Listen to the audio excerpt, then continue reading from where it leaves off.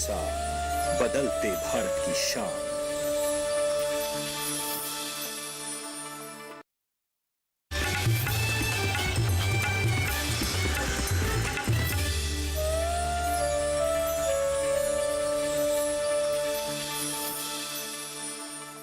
कहा जाता है कि एक नारी के बिना दुनिया की हर काम अधूरे होते हैं। नारी सृष्टि की सबसे खूबसूरत रचना है जो ना सिर्फ कुल आगे बढ़ाती है बल्कि समाज से बुराइयों को खत्म करने की क्षमता रखती है। इन्हीं सब सफलताओं की कहानी पर आधारित है हमारा कार्यक्रम नेत्री।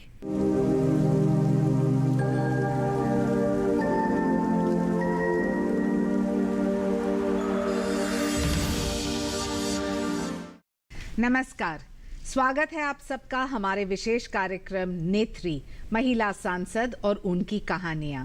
मैं हूं शाइना एनसी और आज हमारे साथ मौजूद है दर्शना विक्रम जरदोश, जो कि सूरत गुजरात से लोकसभा सांसद है। बहुत स्वागत है आपका। चर्चा शुरू करने से पहले दर्शकों को उनके जीवन के अब तक के सफर की एक झलक दिखाते हैं।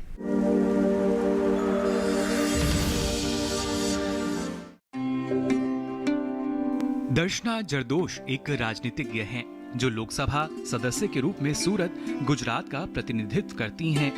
इनका राजनीतिक सफर शुरू हुआ 1988 से।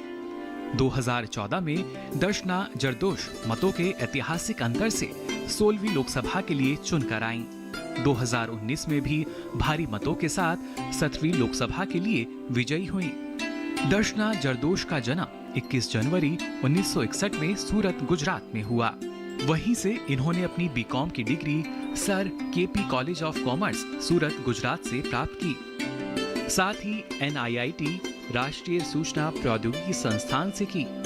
दर्शना जरदोश एक अच्छी नृत्यांगना और फोटोग्राफर भी हैं। इन्होंने अपनी हर भूमिका को बखूबी निभाया है।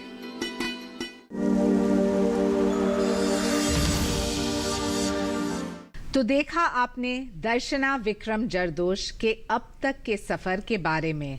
और भी कई सारी बातें हैं जो दुनिया को बताना है, तो उन्हीं से जानते हैं उनकी यात्रा के कुछ दिलचस्प बातें। नमस्कार दर्शना बेन। नमस्ते। सबसे पहले तो बचपन के बारे में चर्चा करते हैं कि आपके बचपन में आपने पढ़ाई खूब की, कंप्यूटर साइंस भी किया, बहुत सारे अलग अलग कोर्सेज। आप राजनीति में क्यों आए? मैं एक सामान्य फोटोग्राफर की लड़की हूँ। बचपन से हम लोगों को बेटों की तरह ही पाला। हम कजिन सिस्टर्स 5 थे और हमारे बीच में एक ही ब्रदर था। फिर भी पापा ने हम लोगों को बचपन से छोटे छोटे कार्यक्रम में फोटोग्राफी करने के लिए भेजे और वहाँ पे जो भी हम लोगों ने फोटोग्राफ्स वगैरह करते थे उसमें हमें पॉकेट मनी मिल जाती थी। तो स्कूल से मेरा कैरियर बहुत अच्छा रहा। GS भी रही, कॉलेज में गई, वहाँ भी ये लीडरशिप वाले मेरे जो गुण हैं वो थे। लेकिन राजनीति में आने का कुछ सोचा नहीं था। लेकिन लव मैरिज के बाद जब मेरी माँ जो एक महिला बैंक चला रही थी उसमें कुछ अन्याय हुआ। हाँ। और वहीं से मेरा सफर राजनीतिक शुरू हुआ। तो आपने किया बीकॉम, इकोनॉमिक्स, बैंकिंग, फिर कंप्यूटर साइंस का एक कोर्स किया और उसके बाद राजनीति। उसके पहले बहुत सारी एक्टिविटी की, जैसे फोटोग्राफी के साथ डांसिंग भी किया, भरतनाट्यम किया, विशारद किया। तो जो सांस्कृतिक जो भी मतलब गतिविधियां थी तो वो बचपन से स्कूल से सीख कर आए थे। और वहाँ से जो स्कूल में पढ़ी थी, को एजुकेशन वाली स्कूल थी, कॉमर्स कॉलेज गई, वहाँ स्कूटर सबसे पहले चलाने वाली सब लड़कियाँ हमारे घर से थी। तो ये मेरा बचपन का ब्रॉटअप बहुत अच्छा रहा। पापा ने बहुत सपोर्ट किया। और उसके बाद में जब मैंने लव मैरिज के लिए उनको पूछा तब भी उन्होंने बोला कि अब ग्रेजुएशन कंप्लीट कर लो और उसके बाद शादी करना। तो जहाँ मेरी शादी हुई वहाँ लॉयर फैमिली थी, लेकिन वो लोग जो उनके फोर्थ फादर वगैरह जो थे वो जरदोश मतलब जरदोशी काम करने वाले। अच्छा। तो OBC कम्युनिटी के थे और मैं अनाविल ब्राह्मण की लड़की थी, तो थोड़ी शादी में ये हुआ। हाँ। लेकिन आज जो मैं बता रही हूँ कि सबसे ज्यादा फायदा आज मुझे हुआ शादी के बाद। जैसे बेटियों बेटियों की शादी हो जाती है तो माँ के घर, पापा के घर और शादी के बाद ससुराल, तो दोनों का जो एडवांटेज मिलता है वो मुझे मिला। जैसे देसाई कम्युनिटी में मोरारजी भाई देसाई जहाँ सूरत से लड़ते थे, तो मेरी माँ के दूर के रिलेटिव थे और वो जब चुनाव लड़ने जाते थे तो छोटा सा उसको श्रीफल देने जाते थे। और वहाँ का भी मेरा एक फोटो होगा कि जहाँ मेरे लैब पर कैमरा है। और वहीं से जो इतना ही हम लोगों का पॉलिटिकल बैकग्राउंड है, मेरी माता पिता ने खादी पहनकर ₹1.25 में शादी की थी, तो वो बहुत गांधीवादी विचार वाले थे, तो उसी के संस्कार आगे बढ़ते गए। और जब मेरी शादी हुई तो उसके बाद में जहाँ मैं गई वहाँ पे भी उन्होंने, कोई अहमदाबादी दर्जी थे लेकिन दर्जी का काम नहीं किया था, लेकिन आज वो कम्युनिटी से, दर्जी कम्युनिटी से सबसे पहले महिला सांसद और उनको मिनिस्टर बनाया गया। और ब्राह्मण और ओबीसी, ये कॉम्बिनेशन उन दिनों क्या बहुत रेजिस्टेंस था? हाँ था, क्योंकि मैं परिवार की बड़ी लड़की थी, तो कजिन सिस्टर्स की शादियां भी बाकी थी, तो थोड़ा कुछ हुआ।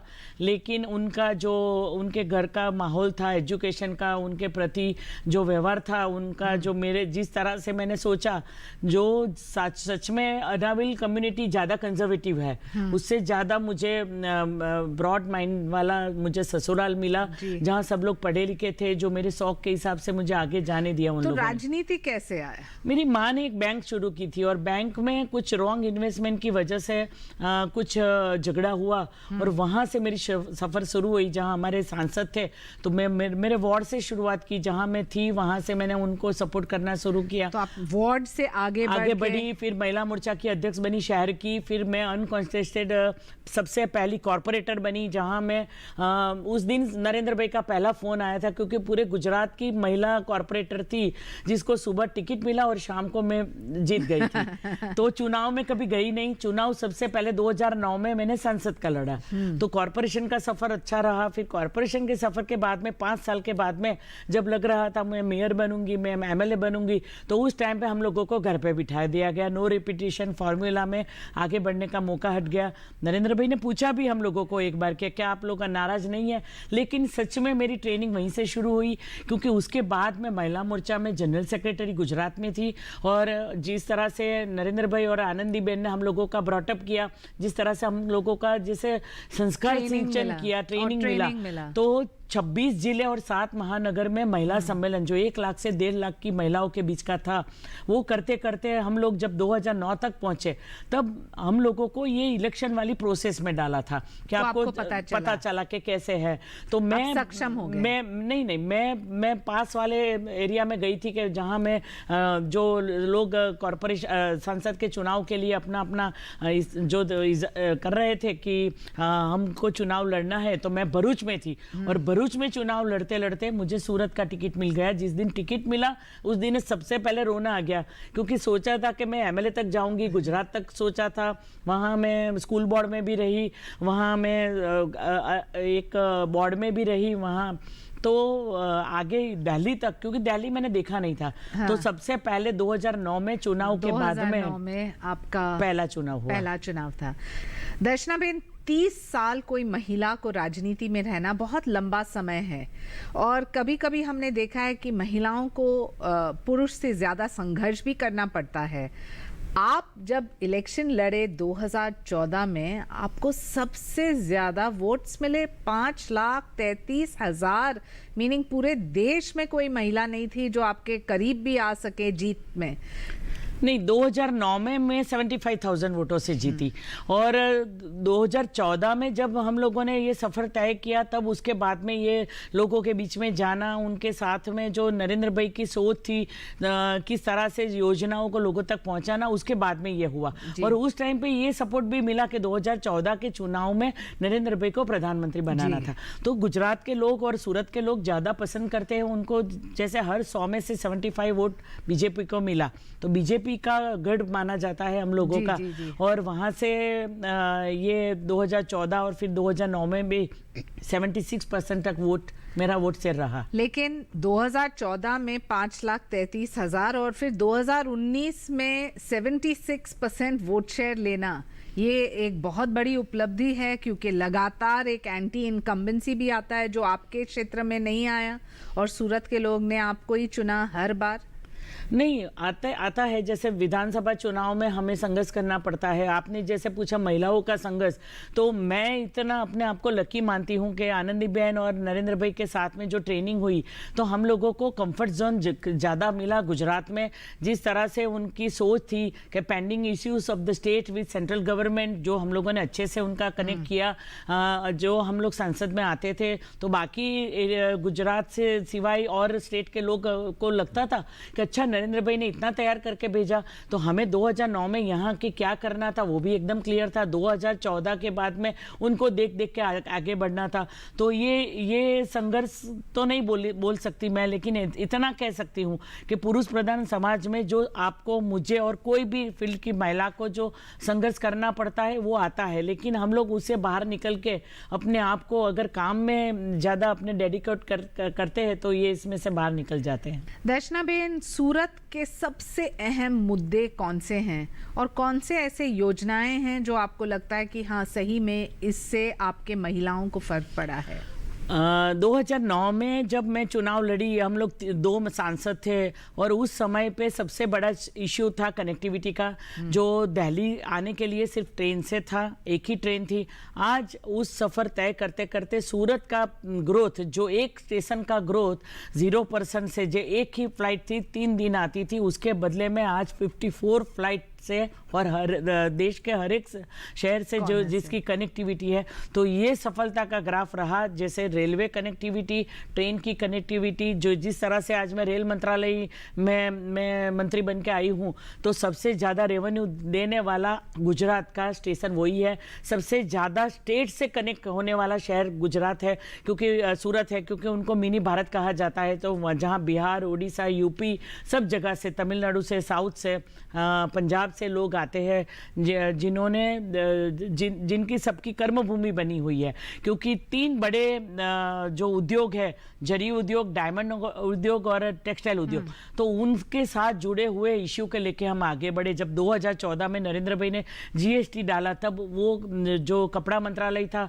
जो आज मेरे पास है, तो उसमें भी काफ़ी दिक्कतें आई, लेकिन उस समय अरुण जेटली जी ने, पीयूष जी ने, सब लोगों ने मिलकर हम लोगों ने उसका हल निकाला, लोगों से बातचीत की। और जिस तरह से नरेंद्र भाई के साथ में गवर्नमेंट ने जो अप्रोच किया है कि अगर कोई भी इश्यू आता है तो उनका बातचीत से हल निकालो और उसका सॉल्यूशन हम ही देंगे। दर्शना बेन, वार्ड में काम करना बिल्कुल अलग होता है और यहाँ दिल्ली में संसद में जब आप कोई भाषण या कोई मुद्दा उठा रहे हैं तो आप इसका रिसर्च कैसे करते हैं? नहीं, मुझे लगता है कि जिस तरह से कोई भी समस्या को लेके यहाँ पे आना है तो उनमें उसको समझना बहुत ज़रूरी होता है कि उसको ठीक से अगर समझ ले तो हम ज़्यादा अच्छे से प्रेजेंट कर सकते हैं। और वार्ड में काम करने से ज़्यादा उसके साथ साथ जब मैं दिल्ली में आई तो 2009 से 12 के बीच में स्मृति जी के साथ और 12 से 14 के बीच में महिला मोर्चा में सरोज जी के साथ, तो 4 साल यहाँ और 6 साल गुजरात में ज़्यादातर मैं महिलाओं से जुड़ी और संगठन से काम किया। तो जो इशू जो उनके पास थे, जो लोगों से कनेक्ट होने की जो आप बात कर रहे हैं, वो मैं समझती थी। गुजरात में और सूरत में भी ऐसा होता था कि जो हम लोगों की इशू है तो मैं वहाँ तक हर एक मेरे क्षेत्र में जाना, उन लोगों के संपर्क में लेना, वो डेली होता था। तो उसके हिसाब से ये चलता रहा। वक्त आ गया है एक छोटे से ब्रेक का। ब्रेक के बाद भी बातचीत का सिलसिला जारी रहेगा, कहीं मत जाइएगा।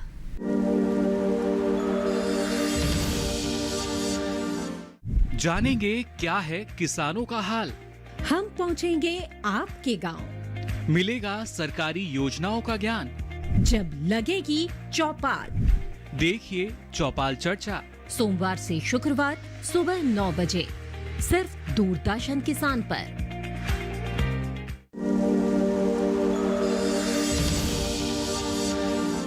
ब्रेक के बाद फिर से एक बार स्वागत है। दर्शना विक्रम जरदोश से बातचीत के इस सिलसिले को आगे बढ़ाते हैं।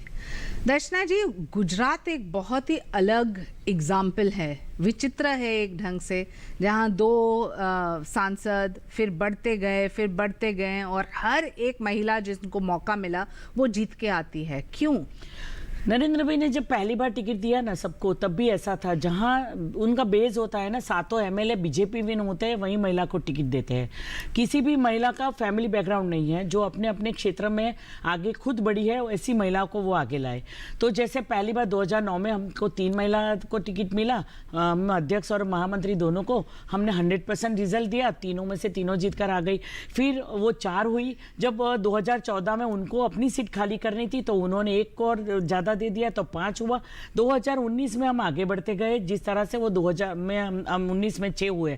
आज जिस तरह से हुआ कि सबसे ज़्यादा महिला मंत्री उन्होंने ही इस बार की मंत्रालय में लिया, जो हर एक कम्युनिटी से थे, हर एक क्षेत्र से, जो अपने अपने फील्ड में और अपने अपने राज्य में कुछ ना कुछ ऐसी ज्ञाति से जुड़ी थी कि जहाँ से उनको पहली बार लाया गया। जैसे त्रिपुरा से कोई आई तो पहली बार, मैं गुजरात से जो आई, जो मेरी कम्युनिटी से, वो पहली बार। तो इस तरह का उनका जो फूलों का गुलदस्ता बनाने का जो उनकी सोच है कि हर कम्युनिटी से ही बनता है, तो वो कॉर्पोरेशन में भी तय होता है, वो विधानसभा में भी तय होता है और लोकसभा में भी होता है। और कॉर्पोरेशन का बेस जैसे हमारा पिरामिड होता है ना, जैसे मेरे कॉर्पोरेटर सब चुने हुए हैं, उसके बाद में एमएलए सब चुने हुए हैं, तो मेरा काम आसान हो जाता है। जब पहली बार ये हुआ कि 2019 में हम लोगों को 5-6 टिकट कम मिली, तो हम लोगों को ऐसा होता है कि वहाँ हार्डवर्क करना है। जिस तरह से 2012 में हुआ था कि 12 सीटों में से वहाँ कॉर्पोरेशन पे कुछ नहीं था, सबको लग रहा था, राहुल जी ने भी इतना वहाँ आए, सूरत को हम लोगों ने सेंटर बना दिया कि यहाँ से कुछ हमको मसाला मिला, लेकिन फिर भी वो सब लोग गलत निकले। उस टाइम पे भी ऐसा हुआ कि जितने भी उनके लेफ्ट से वो हटा के बीजेपी को विन मिल गया। तो हम लोग मेहनत करने वाले लोग हैं, जो व्यापारी लोग हैं, ज़्यादातर बिजनेस से जुड़े हुए लोग हैं, तो बीजेपी से जुड़े हैं।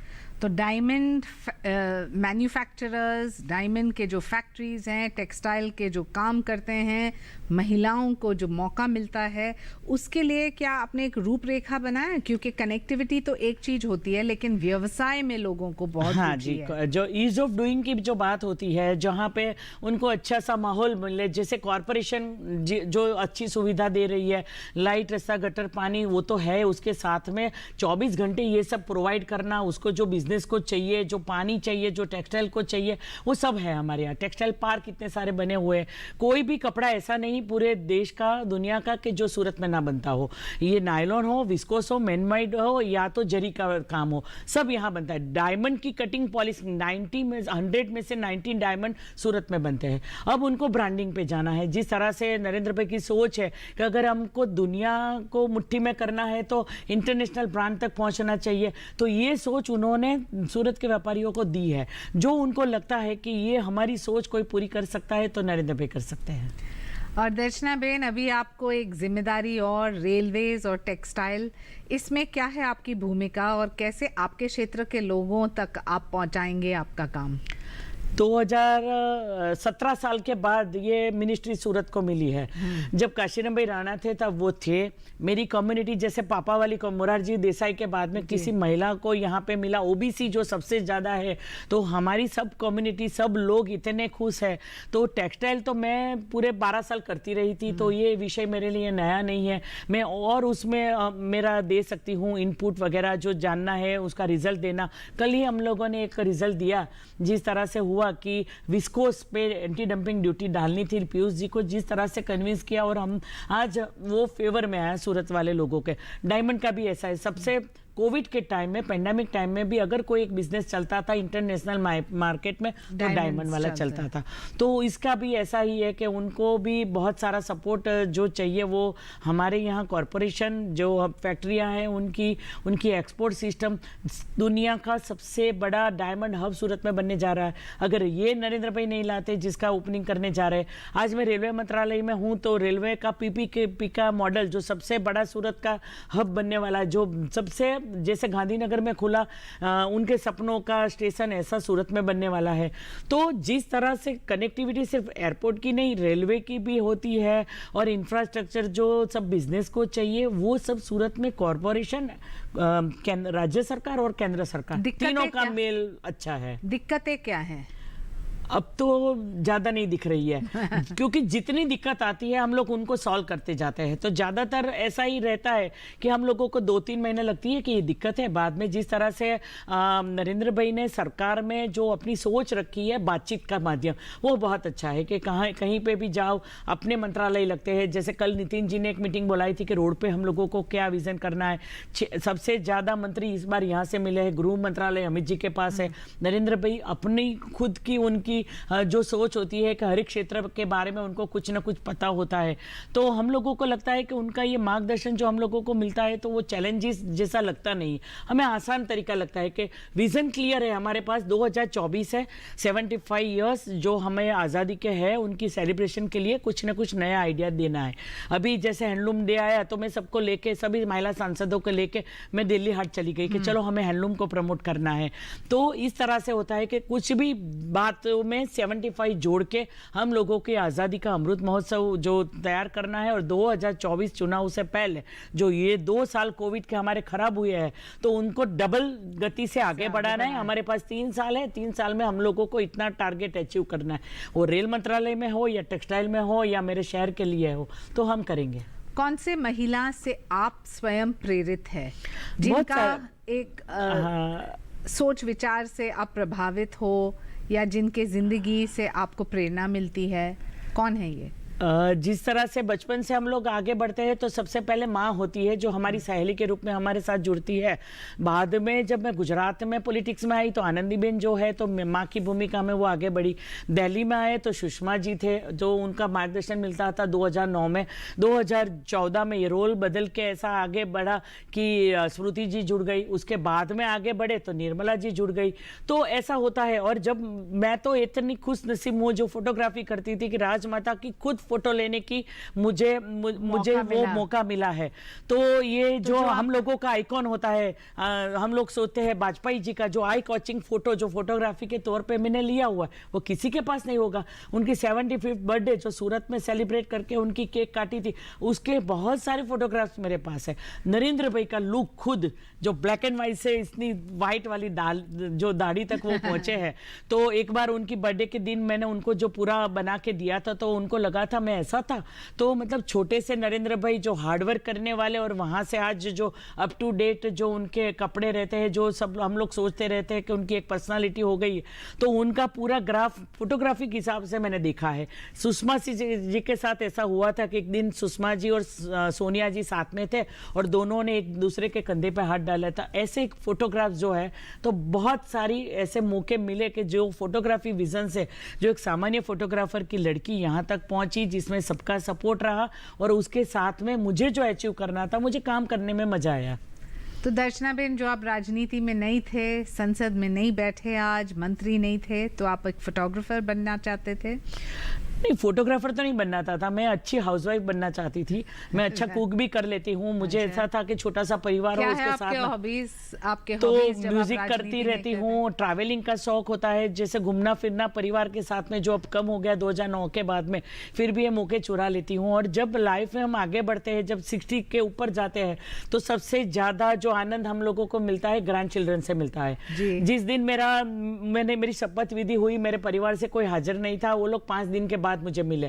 तो नहीं, जब मेरे लिए सरप्राइज था जिस दिन मैं मंत्री बनी।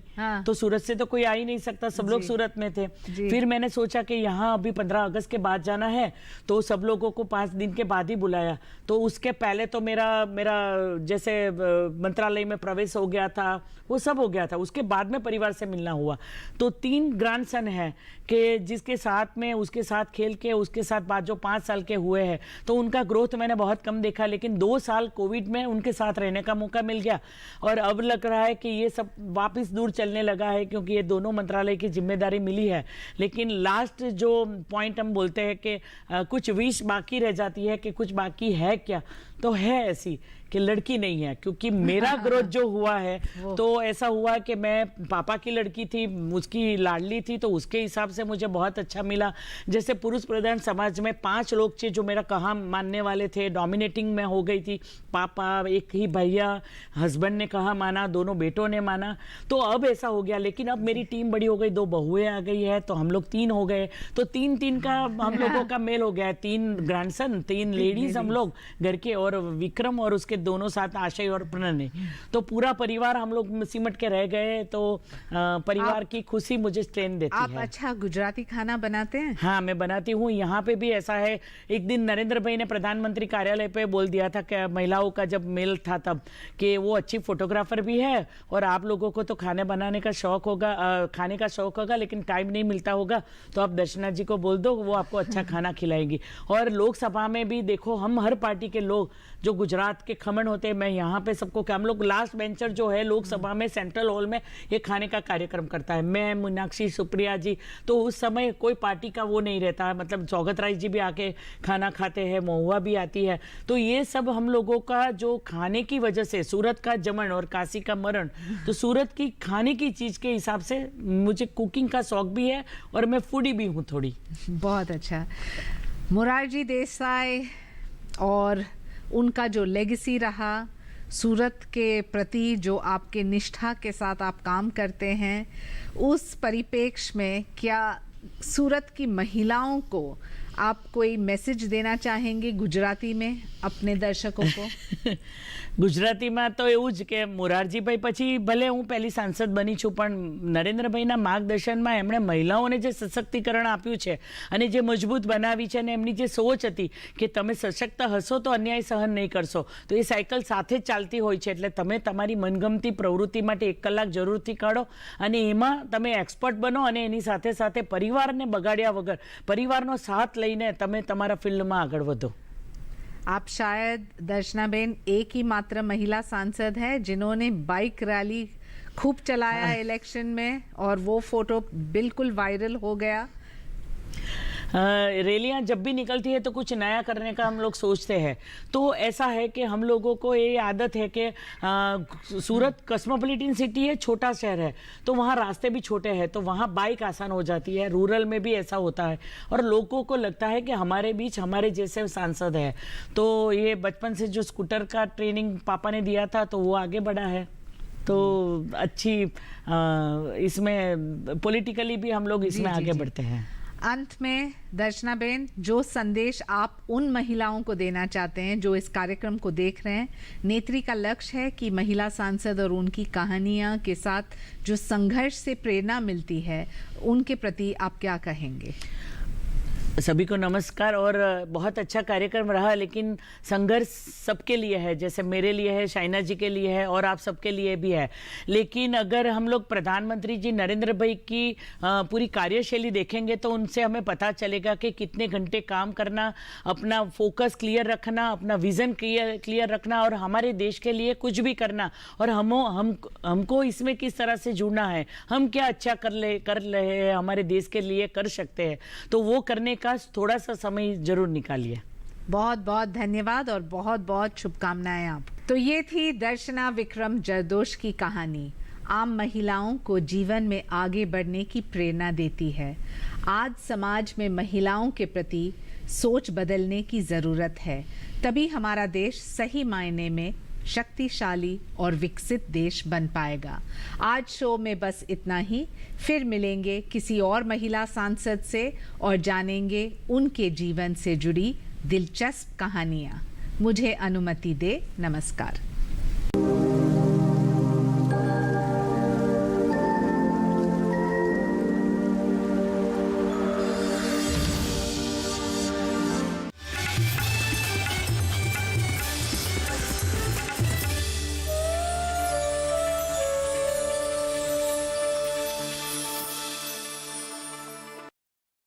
इतिहास लिखा है इसमें, कुछ खास छिपा है इसमें, मर्यादा है कोई वादा है, विश्वास रखा है इसमें,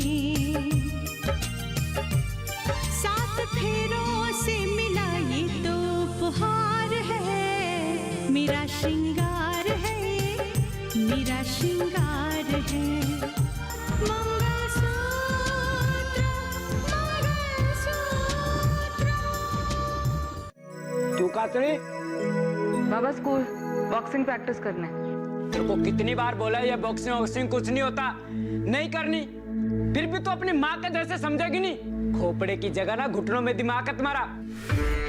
अच्छा लगा तुम सबका ये जज्बा देखकर। दूसरों की तरह छुट्टियां मनाने की जगह तुम जो अपने अपने खेल में पसीना बहा रहे हो ना, यही मेहनत तुम्हें ओलंपिक्स में लेकर जाएगी। कमान कमान फास्ट। साईं बाबा हिंदू है या मुसलमान? लाल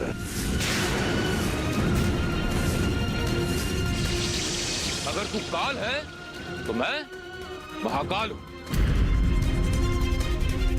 मेरे गुरु स्थान को खुदवाने की हिमाकत किसने की है? साईं नाम है ना तुम्हारा? नाम में क्या रखा है? इंसान का काम बड़ा होना चाहिए। राम जी भला करेंगे।